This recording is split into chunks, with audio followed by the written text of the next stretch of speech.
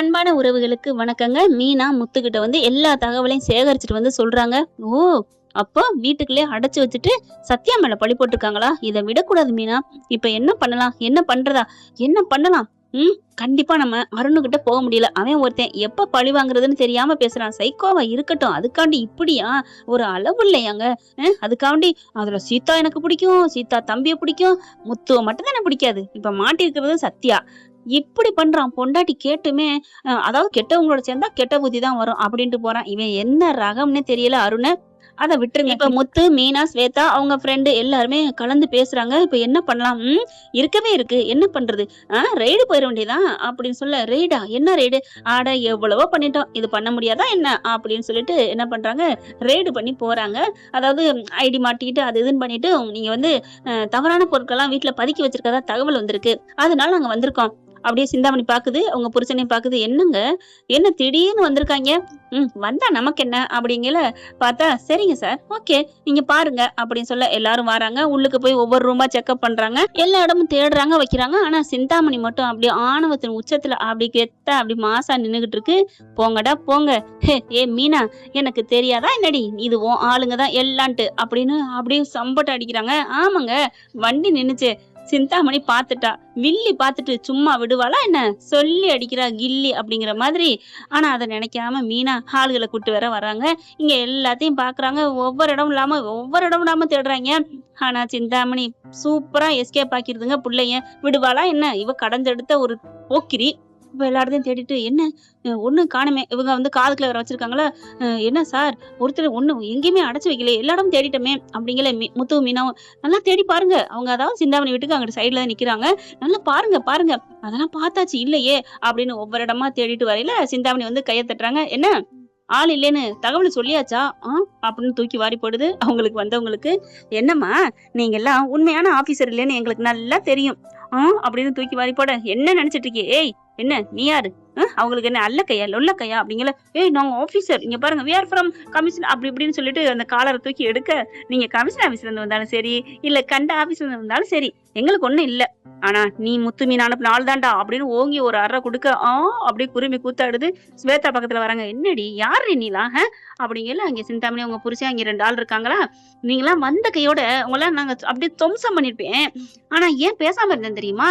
சரி, கொஞ்ச நேரம் உங்களுக்கு சந்தோஷத்தை கொடுப்போமே அப்படிங்கிற கதை விட்டு வச்சேன். தேடினீங்களா? கிடைச்சாளா என் புள்ள அப்படிங்கிற ஒரு மாதிரியாக போய் உங்களை அனுப்புனாங்களே முத்து மீனா, அவங்ககிட்ட போய் மொத்தமா சொல்லி அழுங்க. அது வந்து அடிச்சனேவன் ஏங்கிட்டேவா? யாருடா? சிந்தாமணி கிட்டயா அப்படிங்கல. நீங்கதான் வெளில நிப்பா, நீங்க போன் தகவல் சொல்லிருப்பீங்களே, எங்க அந்த காதுல வச்சிருக்கீங்களா, வர சொல்லுங்க அப்படின்னு அந்த புடுங்குறாங்க. புடுங்கிட்டு, ஏய் தைரியமான ஆளந்த முன்னால வாடி, என்னடி பின்னால் நின்று பண்றியா அப்படின்னு மீனாவுக்கு சொல்ல, மீனா முத்தும் வந்துட்டண்டி அப்படின்னு 2 பேரும் வந்து நிக்கிறாங்க. பாக்குறாங்களா? ஓடுங்கடா அப்படின்னு அவங்க எல்லாம் அங்கிட்டு விரட்டி விட்டு முத்துக்கிட்டே மீனாக்கிட்டையும் சிந்தாமணி அவங்க ஆட்கள்லாம் வராங்க. என்ன மீனா, இப்படியே பயம் வந்துருச்சா? ஏண்டி நீலாம் யாரு? நேத்து முளைச்ச காணாம், இன்னைக்கு வந்து என்கிட்ட வந்து நீ சம்பவம் பண்றியா? பார், நீ என்ன தலைகில நின்னு தண்ணி குடிச்சாலும் சரி, என் பொண்ணு இருக்க இடத்த கண்டுபிடிக்க முடியாதுடி. எப்படி பண்ணேன் பாத்தியா? நீ வந்து நிக்கிறது எனக்கு தெரியாது நினைச்சியா? அப்படியே ஐயையோ வண்டிய பாத்துட்டான்னு நான் நினைச்சனே அப்படின்னு இதுங்க 2 பேச, நான் தான் சொல்றேனே, நான் எல்லா பக்கமும் கண்ணு வச்சிருப்பேன்டி. நான் சிந்தாமணிடி. ஒரு சில நேரங்கள்ல உங்ககிட்ட நான் தோத்துருக்கலாம் அப்படின்னு சொல்ல, தோத்துட்டடி, இனிமே நீ தோத்துக்கிட்டு தான் இருக்க போற. இப்ப என்ன, இப்ப முதல் அட்டம்ப்ட் ஃபெயிலா போயிடுச்சு, அவ்வளவுதான். அதுக்காண்டி நாங்க அப்படியே அமர போறதில்ல. நீ அமர மாட்ட, சூறாவளி புயலா சுத்தி சுத்தி வருவேன்னு எனக்கு தெரியும். நீ வந்தினா நான் அதை விட மேலடி. பாத்துக்கலாண்டி, மரியாதை இப்ப இடத்த காலி பண்ணு. இப்பவே எங்க வீட்டுல நீங்க அத்துமீறி பண்ணீங்கன்னு உங்களை நான் உள்ளார பிடிச்சு போட்டிருக்கலாம். ஆனா விளையாட்டத்துல 2 பேர் இருந்து சுவாரஸ்யமா ஓடினாத்தே நல்லா இருக்கும், இன்ட்ரெஸ்டிங்கா இருக்கும். அதனாலதான் உன்னை விட்டு வச்சிருக்கேன். இன்னும் நீ என்னென்ன கேம் ஆடணுமோ ஆடு, நான் பயப்பட மாட்டேன். என் தலையில இருக்க இத கூட உன்னால ஒன்னும் பண்ண முடியாது, புடுங்க முடியாது, கிளம்ப முடியும் அப்படின்னு சொல்ல, புடுங்கி காட்டுறேன்டி. இந்த மீனாவா குக்கான்னு பண்றேன்டி, உனக்கு இருக்குடி. நான் இப்ப சொல்றேன், எழுதிக்கடி. நான் கூட நினைச்சேன் இந்த பணக்கார சம்பந்தம் வேண்டாம், ரேகா நல்ல பிள்ளையா இருந்து என்ன புண்ணியம், அவங்க வீட்டு ஆளுங்க நல்லவங்க இல்லையே அப்படின்னு என் சத்யாவை தடுத்து பார்த்தேன்டி. ஆனா இப்ப சொல்றேன்டி அப்படின்னு கையில மாற தட்டி சொல்றாங்க நம்ம மீனா. கண்டிப்பா உன் பொண்ணு தாண்டி என் தம்பிக்கு பொண்டாட்டி அப்படின்னு சொல்லிட்டு, ஏங்க நீங்க சொல்றீங்கல்ல, நான் வேணான்னு சொன்னேன், இப்ப சொல்றேங்க. என்ன ஆனாலும் சரி, நான் நினைச்ச காரியத்தை நடத்திய காட்டுவேன், நான் நினைச்சதை முடிச்சு காட்டுவேன். இவ பொண்ணுதாங்க நம்ம வீட்டு மருமக அப்படிங்கல. அப்படியே வாயை பொளந்து பாக்குறாரு. மீனா, நீயா பேசுறது? வேணான்னு சொன்னேன் அப்படிங்கிறாங்க. ஆமாங்க, பேசுறது மீனா தான். நான் சொன்னது வேணான்னு தான் சொன்னேன். ஆனா இனிமே நான் விட மாட்டேன், வீணா போக விட மாட்டேன். என் தம்பியோட வாழ்க்கையை மீட்டு எடுப்பேன், இவ பொண்ணையும் நான் மீட்டு எடுப்பேன், வாங்குங்க அப்படி சொல்லிட்டு கூட்டி போக, ஐயையோ சும்மா கிடந்தவள சொரிஞ்சு விட்டோமோ அப்படின்னு சிந்தாமணி நினைக்குது. ஏன்னா நிறைய இடத்துல சவால் விட்டு மீனா ஜெயிச்சிருக்காங்களே, அந்த பயம் வருது. டக்குன்னு என்ன பண்றாங்க, முத்து மீனா கிளம்பையில அப்படி பாக்குறாங்க வீட்டெல்லாம். நல்லாத்தான் வீடு கட்டி வச்சிருக்கேன். இந்த வீடு ஃபுல்லா உன் பொண்ணுக்கு தானே சேர்த்து வச்சிருக்க. ஆனா இதெல்லாம் என் வீட்டுக்கு வரும்னு நான் நினைக்கலடி. எனக்கு தேவையில்லை. என் புள்ள சம்பாரிப்பான், என் தம்பி நல்லா முன்னுக்கு வருவான். ஆனா உன் பொண்ணு தான் எங்க வீட்டு மருமக அப்படின்னு சொல்லிட்டு போக, இதை சும்மா விடக்கூடாது. என்ன பண்ணலாம் ஏது பண்ணலாம் அப்படிங்கிற அப்பதான் பாக்குறாங்க. இதுக்கெல்லாம் போயிடுச்சுன்னு, டேய் என்னடா என்ன பண்றது, என்னங்க பண்றது அப்படின்னு சொன்ன கையோட புருஷனும் பொண்டாட்டி சிந்தாமணியும் பேச ஆரம்பிக்கிறாங்க. இப்ப அவளை மாத்திட்டோம். இப்ப அங்கிருந்து அங்க எப்படி போவா, அதெல்லாம் போக மாட்டா. இவ பெரிய ஆளு, நமக்கு எத்தனை வீடு இருக்கு, எங்கெங்க வீடு இருக்குன்னு கண்டுபிடிப்பா. இந்த புருஷன் கூட இருக்கானே அவன் அதை விட அப்படின்னு சொல்லி பேசிட்டீங்களே. இப்ப என்ன பண்ணலாம் ஏது பண்ணலாம், இதுக்கு ரெண்டும் சும்மா விடாதே, மறுபடியும் ரேகா மாத்திருவோமா. ஏங்க பேசாம அங்கேயே இருந்திருக்கலாம். அவளை ஏங்க வர வச்சு. ஆமடி நீ தான் வர வச்ச. இப்ப அவளை கையும் வாயும் பொத்தி இருக்கட்டும், சீக்கிரம் ஒரு மாப்பிள்ளை பார்த்து கட்டி கொடுத்துருவோமா, இல்ல வெளிநாட்டுக்கே கூட்டு போயிருவோமா. இல்ல இரு, இப்ப கேஸ் கொடுத்துருக்கோம்ல, இனிமேல ஒண்ணும் பண்ண முடியாது. வெளியூர் போனாலும் இவங்க எல்லாம் கம்ப்ளைண்ட் கொடுப்பாங்க. எப்பேற்பட்ட ஆளு, ஒண்ணும் இல்லாத நினைக்கிறியா, ஆளுங்க நிறைய வச்சிருக்கா, இவங்க மூளையவே நிறைய வச்சிருக்குது இல்ல அப்படின்னு இது ரெண்டும் பேசிட்டு இருக்கு. அக்கா நான் ஒரு ஐடியா சொல்லவா, என்னப்பா அப்படிங்க கூட இருக்க வேண்டிய நல்ல ஐடியா சொன்னீங்கன்னா உனக்கு நல்ல பரிசு கொடுப்பேன் அப்படி சொல்ல, இல்ல நம்ம ரேகா கொண்டு போய் அவங்க வீட்டுல ஒளிச்சு வச்சிருப்போமா அப்படிங்கல. என்னடா சொல்ற, ஆமா அவங்க வீட்டை தேட முடியாதுல்ல. ஏண்டா அவங்க வீட்டுல ஒளிச்சு வச்சா எங்க இருக்கு ரூம் இருக்குன்னு ஏதாவது தெரியுமா. ஆமா இல்ல, அவங்க வீட்டு பக்கத்துல ஒளிச்சு வைப்போம், தேட மாட்டாங்கல்ல. அறிவு கொண்டு போயெல்லாம் குடிச்சிட மாட்டாளா, என்னடா பேசுற அப்படின்னு சொல்லி ஒரு 4 சாத்து சாத்திட்டு, இப்ப என்ன பண்ணலாம், வா நம்ம தனியா போவோம் அப்படின்னு சொல்லிட்டு, எப்படி போறது, அங்கங்க நிற்பாளே முத்துவும் மீனாவும். சரி நம்ம அந்த வீட்டுல இருக்க வேணாம், நான் கடைசியா ஒரு வீடு வாங்கியிருக்கேன், அங்கே கொண்டு வச்சிருவோமா அப்படின்னு சிந்தாமணி சொல்ல, கடைசியா வாங்கியிருக்க, எத்தனை வீடு தான் நீ வாங்கியிருக்க, ஏங்க நம்ம பிள்ளைக்கோ நான் வாங்கிக்கிட்டே இருக்கேன் அப்படி சொல்ல, நீ எல்லார் பாவத்தையும் கொட்டி வாங்கினதுனாலதான் இப்ப நம்ம பிள்ளைக்கு இப்படி ஒண்ணும் இல்லாத மாப்பிள்ளைய கிடைக்க பாக்குறேன் அப்படியே ஐயோ அப்படின்னு சொல்லி நொந்துக்கிறாங்க. அட விடுங்க, நான் நல்ல பீச் ஓரத்துல சூப்பர் பங்களா வாங்கியிருக்கேன் தெரியுமா.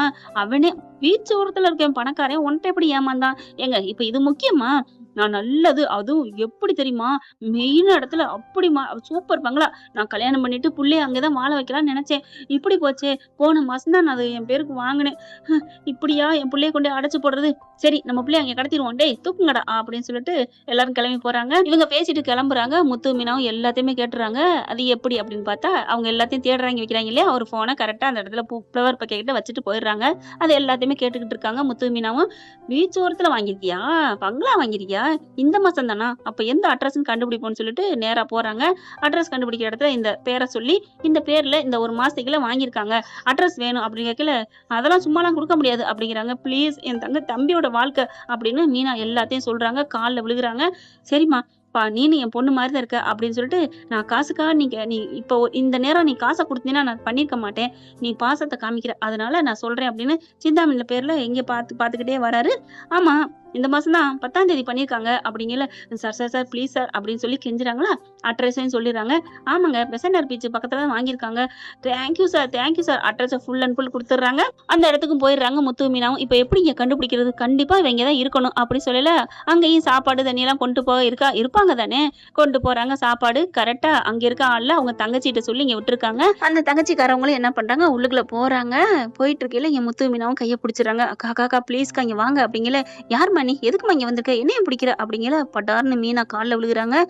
ஏமா நீ ஏன் காலில் விழுகுற அப்படி சொல்ல, இல்ல உங்க அக்கா தான் அனுப்புனாங்க, அவங்கள எனக்கு நல்லா தெரியும், எங்க அக்காவை தெரியுமா அப்படிங்கிற, அவங்க பேரு அவங்க என்ன வேலை பாக்குறாங்க எல்லாத்தையும் சொல்ல, நீங்க தானா, அவங்க சொன்னாங்க பாவம் ஒரு ஏழை பொண்ணு காசு வேணும்னு கேட்டான்னு மீனான்னு சொன்னாங்களே, ஆமா நான் தான் அப்படிங்கிறாங்க.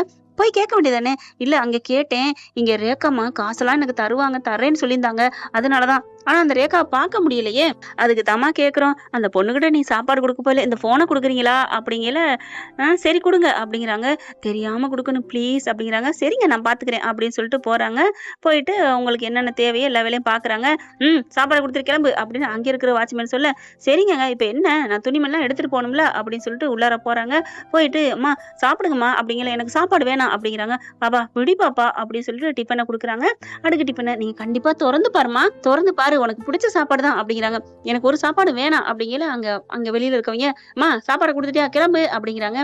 இல்ல பாப்பா சாப்பிட மாட்டேங்குது, அதான் திறந்து சாப்பாடு உனக்கு பிடிச்ச சாப்பாடு தான் சொல்றேன் கேட்க மாட்டேங்குது அப்படி சொல்ல, ஏமா நீ கிளம்பு, நாங்க சாப்பிட வச்சுக்கிறோம் அப்படின்னு சொல்ல, பாப்பா உனக்கு பிடிச்ச சாப்பாடு உள்ள இருக்குமா, பிடிச்ச சாப்பாடு திறந்து பாரு அப்படின்னு சொல்லிட்டு போக, இங்க பாரும்மா நீ சாப்பிடு, நீ போ அப்படின்னு விரட்டிட்டு அங்க இருக்கவங்க என்ன பண்றாங்க, இங்க பாருங்க நீங்க சாப்பிடுங்க மேடம், நீங்க சாப்பிடலன்னா உங்க அம்மா அப்பாவும் என்ன திட்டுவாங்க, இங்க பாரு நான் சாப்பிடுறேன் சாப்பிடல மரியாதை போ அப்படின்னு சொல்லிட்டு கத்துறாங்க ரேகா. அவனுக்கு கதவை சாத்திட்டு போயிடறேன், நீ சாப்பிட்டா சாப்பிடு சாப்பிடாடி போ அப்படின்னுட்டு, உன் வயிறு பட்னியா கிடக்க போகுது உனக்கு எனக்கு என்ன அப்படின்ட்டு போறாரா. இவங்க என்ன பண்றாங்க, அப்படியே நினைச்சிட்டே இருக்காங்க.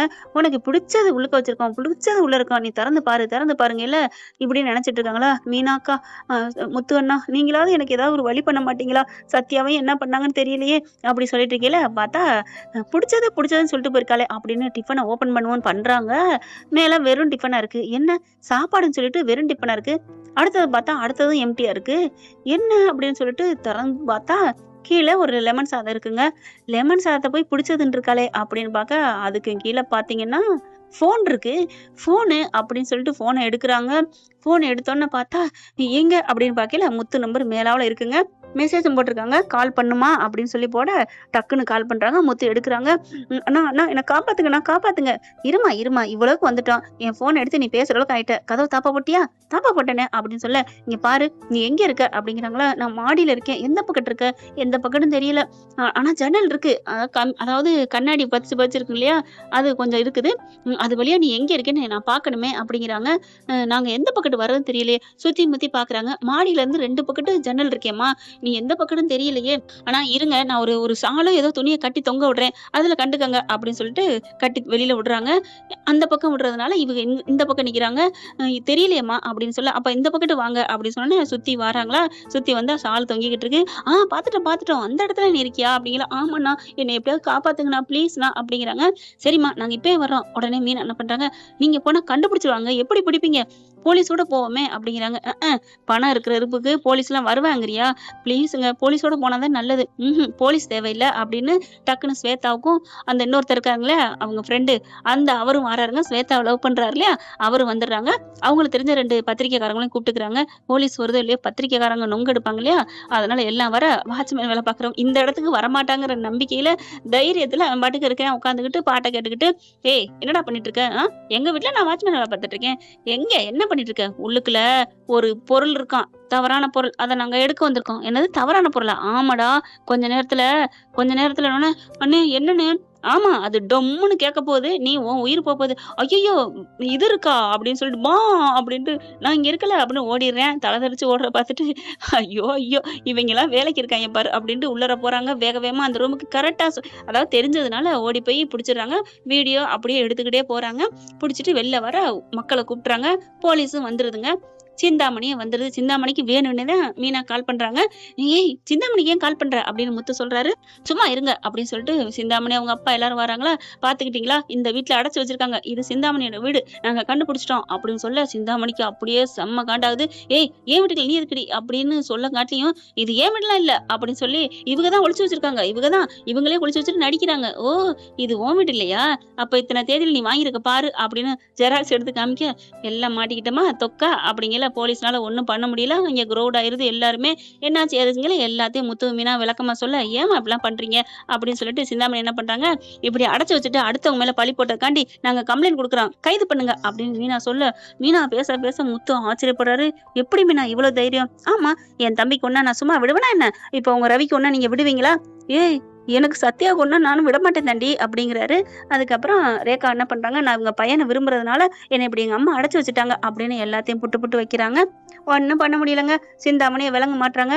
நான் என்ன பண்ணேன், என்ன எங்க இது பண்றீங்க, பெத்த பிள்ளைய அடைச்சு வச்சது கூட நாங்க ஒன்னும் சொல்லல, ஆனா அந்த பையனை போட்டு தூக்கி வச்சு அடி வாங்க வச்சுல சும்மா விடுவாங்கன்னா என்ன, அவங்க பையனுக்கு நஷ்டம் ஈடு கேட்டிருக்காங்க, நான் என்ன வேணாலும் தர்றேன், என்ன விடுங்க, அது உடனே இங்க உங்களை விட முடியாது, ஸ்டேஷன்ல வச்சு முட்டி தட்டி அப்புறம் பாத்துக்கலாம் நடமா அப்படின்னு கைது பண்ணி கூட்டி போறாங்க. அப்படியே கெத்த மாசா அப்படித்தான் வேகமா போயிட்டு சத்யாவை ரிலீஸ் பண்ணிடுறாங்க. ரேகாவும் சத்யாவும் அப்படியே அழகா காயத்தை பார்த்துட்டு ஆறுதல் சொல்றாங்க. பாருங்க ரேகா கட்டி பிடிச்சிட்டு, கவலைப்படாத சத்யா, நான் இருக்கேன் சத்யா, நான் இருக்கேன் அப்படின்னு சொல்லல, நமக்காக சாமி மாதிரி உங்க மாமாவும் அக்காவும் இருக்காங்க தெரியுமா அப்படின்னு சொல்லி கட்டிக்கிறாங்க. அருண்னால ஒன்னும் பண்ண முடியல. அவனு வந்துடுறான். வந்துட்டு மூஞ்சிய தொங்க போட்டுட்டு இருக்கல, என்னமோ சொன்னீங்களே சீதா சொல்லுது, என் தம்பி யாரோட சேர்ந்து கெட்டவங்களோட சேர்ந்துன்னு இப்ப பாத்தியா அவங்க மேல எந்த தப்பு இல்லைன்னு நிரூபிச்சிட்டாங்கல்ல.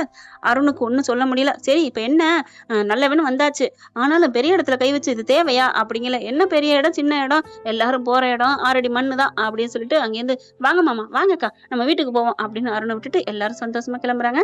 என்ன ஃப்ரெண்ட், இப்படி எல்லாம் போனா நல்லா தானே இருக்கும். பார்க்கலாம் என்ன நடக்க போகுதுன்னு.